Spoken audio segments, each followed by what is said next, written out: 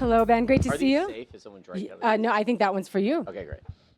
Sorry, it's still dry. Oh, yeah. Well, we're all getting sick after the week here. I think we've just succumbed to that. Ben, it's great to see you. Thank you for being with us today. Happy to be here.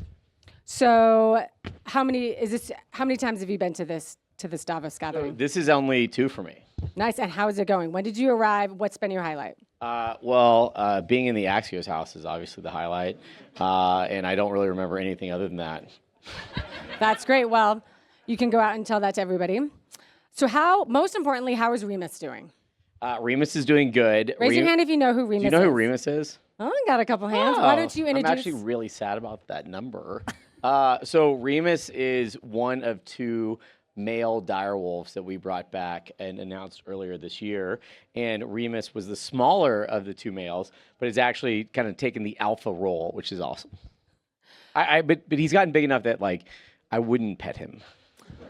So you were on a podcast earlier this year, and you were saying something like, "This is the last time I'm going to pet Remus." Yeah, I was in. It was kind of fun and weird. I was in this. We have a 2,000 secure, expansive ecological preserve that they're in, so they can leave a seemingly wild environment life, right? And I was in there, and in the subset of that where we check on them and whatnot.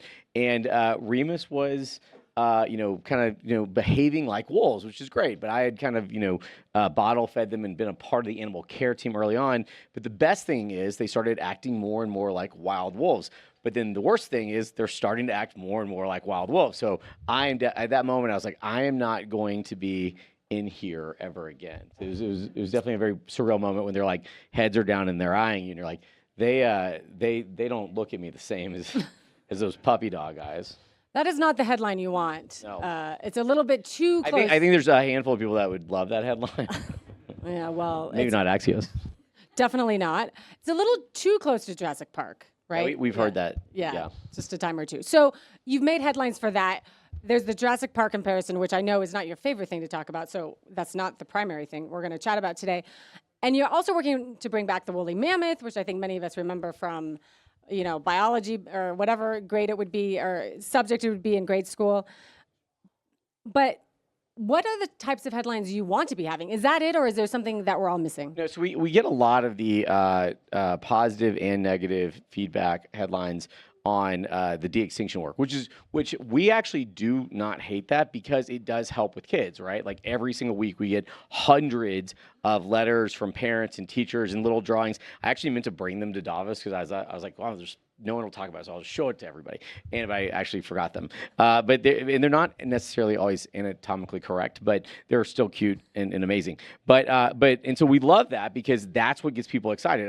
About 30% of our investors are investors in our business because their kids told them about the deal, which is insane. I love that. Yeah, it's nuts. Imagine if kids made all the decisions about investing. Maybe we would solve more problems. Yeah, I think that purist and non-cynical view is pretty amazing. I'm a newer father. But then also, we actually have more conservation projects going on than de-extinction projects, and we raised $100 million for our foundation. It's a 15-month-year-old foundation that raised $100 million, and we're empowered, and we've got 75 global partners around the world. And even with that, no one ever talks about the conservation stuff. So it'd be fun if there'd be more conservation works because the technologies on the path to de-extinction are being applied to conservation today, and we're going to lose half of biodiversity in the next 25 years. But nobody talks as much about that. They do here, which is kind of fun. You are in luck because the name of this session is Next Gen Conservation, awesome. Putting profits toward the planet. And on that point, you mentioned the foundation, which is a nonprofit, right? And then you have your for-profit company. How are you making money? So right now we're not monetizing, but we're doing a really good job of investing in building technologies that can be directly applied. Long term, there's a lot of really interesting models because if you are going to bring back a species and engineer kind of these lost phenotypes by identifying the core genes and bringing them back, you have to build a pretty robust pipe, right? And so we've advanced synthetic biology, I would say, by at least a decade. Some people are doing like 2+ edits in a lab. We're doing over 98 edits at a time with 95% efficiency. So it's kind of ludicrous what we've done. And we've already spun out 3 companies, 2 of which we've announced, right? One for human healthcare around computational biology, and then the second, Breaking, which is our plastic degradation company, which is pretty cool. Breaking news. So when did you break that? Are you breaking it right now? I'm not breaking it now. We didn't announce it as hard as we probably should have, but it's amazing because a lot of these plastic degradation companies just make microplastics, which completely suck. And then, or you have to pre-treat them, and a lot of times the chemicals are even worse. Our solution actually breaks the chemical bonds and just makes biomass as the byproduct, which is pretty So awesome. how does this? So this was spun off from. From Colossal, correct. And then we have. I mean, science is amazing. Yeah, science Who is knew pretty you awesome. could do both. But of if that? you so what's crazy is like if you take de-extinction, species preservation, plastic degradation, and these things out of it, and you know, at our core, we've built this platform that can allow us to do ancient DNA assembly, modern day assembly, comparative genomics, genome engineering, cellular biology. Even we have a. Did you say geoengineering? Genome engineering, not geoengineering yet. Very different. Yeah, we'll see. I mean, arguably, we're all doing geoengineering when we flew here. But then separately, you know, we even have a team that's working on artificial wombs, because our long-term goal is like, you know, how do we engineer in genetic diversity to bottleneck species and grow them fully ex utero? So connect the dots very explicitly for me and the audience. How does bringing back species either that are already extinct or that may be endangered, how does that feed back into conservation? Yeah, so it's kind of three primary ways. One is it brings massive awareness, right? Like kids care about this, and teachers care about this, and parents care about this, right? And I feel like the days of like Bill Nye and like making your like super cool volcano in like your science fair or science class, those days are over, and science has been on attack for a long time. And so I think that we need new hope and inspiration. Number one. Number two, a lot of the technologies are directly applicable to this. So for example, when we made the dire wolves, we actually invented a way to that also helps biobanking, but a way to clone from just isolated cells in the blood, which is amazing. It's great for animal welfare, right? Gives us a new technology for cloning endangered species, which is phenomenal. And then third, once we have the full end-to-end system, and imagine a world where we've got biovaults, like the same equivalent of like the seed vault, like here in Europe, and then we have genetic mapping, we have all of the abilities to engineer in genetic diversity, and then you could grow them ex utero. You could productionize endangered species saving, which would be pretty cool.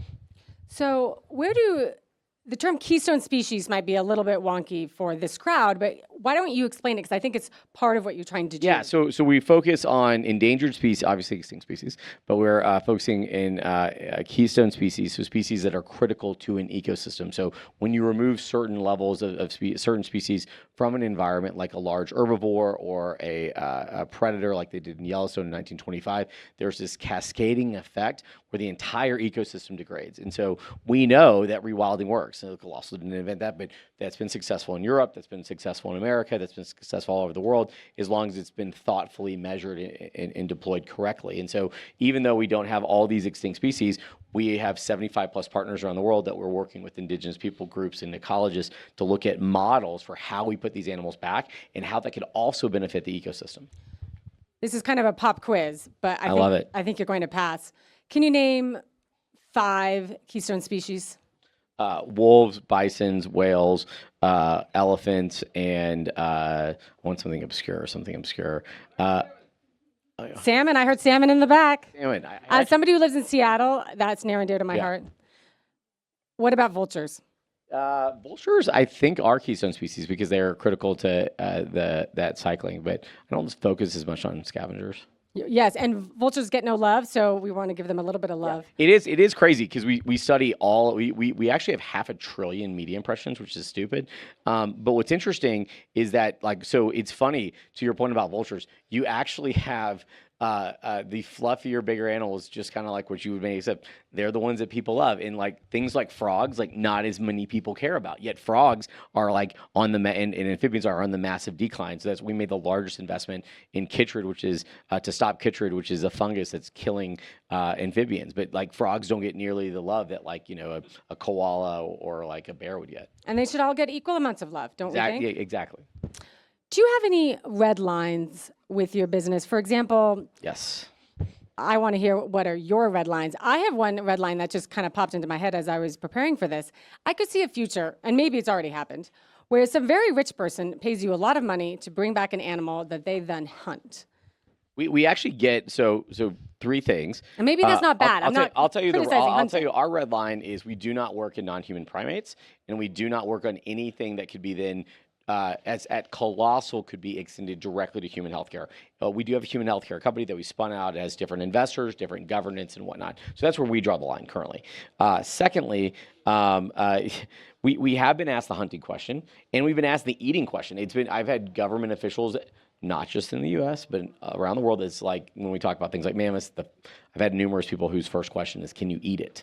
Okay, you have to tell us who that was. Nope. Was it President Trump? So it was not. It was no one in the current American administration. In the federal administration. That narrows it down a little bit. Yes. So anyway, and so yes, people. Can we play people 20 do that. questions on that? Sure. We don't have time. Continue. So essentially, we won't do the non-human primate stuff. The hunting thing comes up, and there's a lot of people that make this case that if like you put a value on a species, then there's value. But I think that we're starting to see, kind of like we saw in crypto and alternative currency markets, I think you're going to see carbon markets, biodiversity markets, and eventually nature markets that evolve and become important balance sheet items. So I think there's going to be other ways to make the case than killing. And do you think the carbon markets will do okay, even though, for example, President Trump is pulling out of the underlying UN climate treaty? Does that concern you? I think that long term, there's still a lot of fraud in the carbon markets. There's lots of weird stuff. There's lots of people that are claiming different things. I think that we as humans on a global scale, regardless of location or geopolitics, have to figure out what our balance is with nature. We obviously take from nature. We take from nature every day, right? I doubt anyone walked here unless you lived in Davos. But like for the most part, like we take to get here to live our lives. So we have to be thoughtful of that. And so figuring out technologies, how do we out innovate the take, is something that we all have to be cognizant of. What do you say to people who say you're playing God and you shouldn't? I tell them, don't eat fish, don't use paper, and stop taking their cholesterol medications. Because every day we cut down the rainforest, we overfish the oceans, we pollute our planet, and we play God on a human level, on an individual level when we start taking, random stuff. And so I think it's our duty, regardless of who you believe gave us this planet, to be a steward of it. And the thing that we have the best is technology. Technology currently is the peak of human innovation and invention. And so I really think that we need to look at applying these models to moonshots that help the planet. In our final moments, there's another sort of pop quiz, but no wrong answers. Okay. If you were here earlier, you might... Condors. Okay. Exactly. I love condors. Are they a keystone species? I think so. I don't know. Okay, lightning round. Would you rather explain Colossal's work to a room of skeptical scientists or a room of skeptical billionaires? I'd actually rather do it to scientists, because we do it because I think you learn a lot from a critic. Would you rather be a character in a real-life version of Jurassic Park or Planet of the Apes? Ooh, probably Jurassic Park. Nice. Who would you be? Someone that lives. Good choice. Would you rather change the past or see the future? Could I see the past so I can make better decisions for the future? You can change the past. I would probably change the past. I like that. It seems fitting with your mission. And with that, I want to say thank you very much, Ben, for your time.